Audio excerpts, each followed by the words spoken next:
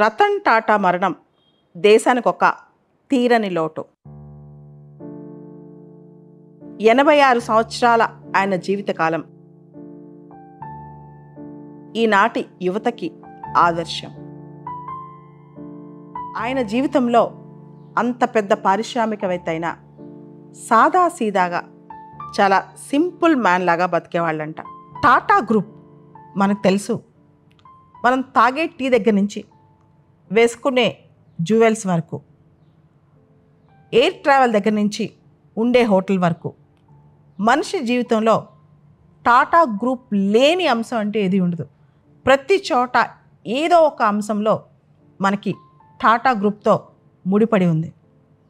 టాటాస్ని జనరల్గా ఇండస్ట్రియలిస్టులు అంటారు. ఇండస్ట్రియలిస్టులు, business man ఇద్దరు డిఫరెంట్. ఎందుకంటే ఇండస్ట్రియలిస్టులు, పారిశ్రామికవేత్తలు జాతి నిర్మాణం కోసం పాటుపడతారు. బిజినెస్ మెన్ అనేవాళ్ళు కేవలం ప్రాఫిట్ కోసమే పనిచేస్తారు. టాటాస్ని పారిశ్రామికవేత్తలు, దేశాన్ని నిర్మించిన పారిశ్రామికవేత్తలని చెప్పచ్చు. దానిలో రతన్ టాటా కంట్రిబ్యూషన్ అమూల్యమైనదని కూడా చెప్పచ్చు. రతన్ టాటా విషయంలో కొన్ని అంశాలు మనం ప్రత్యేకంగా చెప్పుకోవాలి.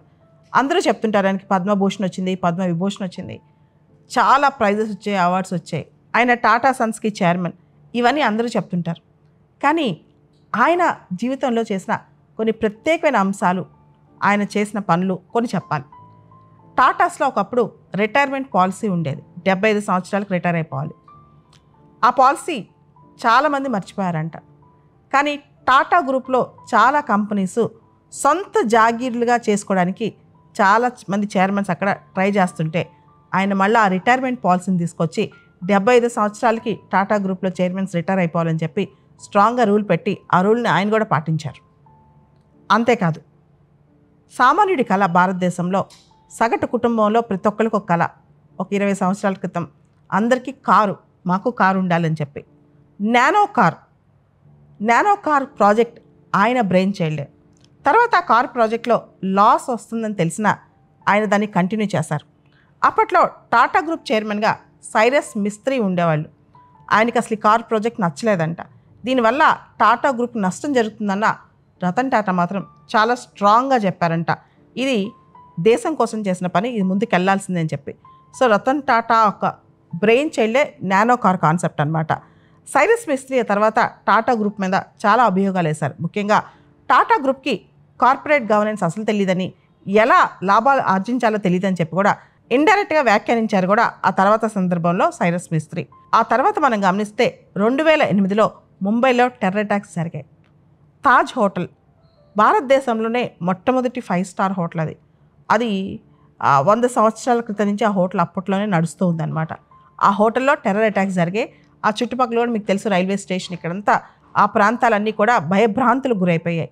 అయితే టెర్రర్ అటాక్స్ జరిగిన తర్వాత హోటల్ రెనోవేషన్ కోసం హోటల్ని మూసేశారు. కానీ హోటల్ స్టాఫ్, హోటల్లో చిన్న ఎంప్లాయీ నుంచి పెద్ద ఎంప్లాయీ వరకు ఒక్కళ్ళకి కూడా ఒక్కరోజు కూడా ఒక్క నెల కూడా పేచే కాగలేదంట.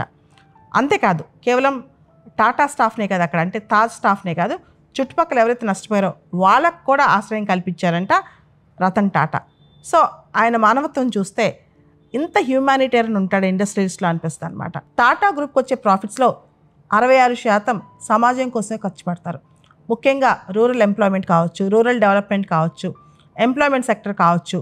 అంతేకాదు women empowerment, education, health care, రకరకాల అంటే కార్పొరేట్ సోషల్ రెస్పాన్సిబిలిటీ చూసుకుంటే కనుక టాటాని బీట్ చేసేవాళ్ళు ఎవరు ఉండరు. రతన్ టాటా అసలు టాటా అనే బ్రాండ్ని నేషనల్ లెవెల్ నుంచి గ్లోబల్ లెవెల్లోకి తీసుకెళ్లారు.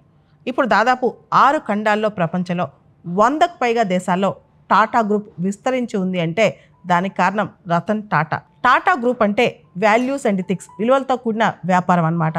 టాటా గ్రూప్కి సంబంధించి ఏదైతే టాటా గ్రూప్ 4 ఫాదర్స్ విలువలు నేర్పించారో అవే విలువలను ముందుకు తీసుకెళ్లారు రతన్ టాటా. అంతేకాదు అవే విలువలతో జీవితాన్ని గడిపారు కూడా ఆయన. ఇక్కడ రతన్ టాటా గురించి ప్రత్యేకమైన అంశం ఏంటంటే ఆయన బ్యాచులర్, ఆయన వివాహం చేసుకోలేదు, సింపుల్ లైఫ్ అన్నమాట. దేశం కోసం డెడికేట్ చేసిన జీవితం అయింది.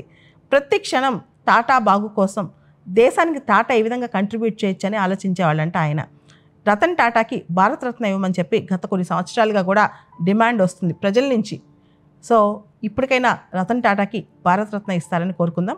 ఆయన మరణం దేశానికి ఒక తీరని లోటు, కానీ ఆయన ఆదర్శం, ఆయన ఇచ్చిన ఇన్స్పిరేషన్ భావి తరాలకు ఒక స్ఫూర్తి, నాంది, పునాది.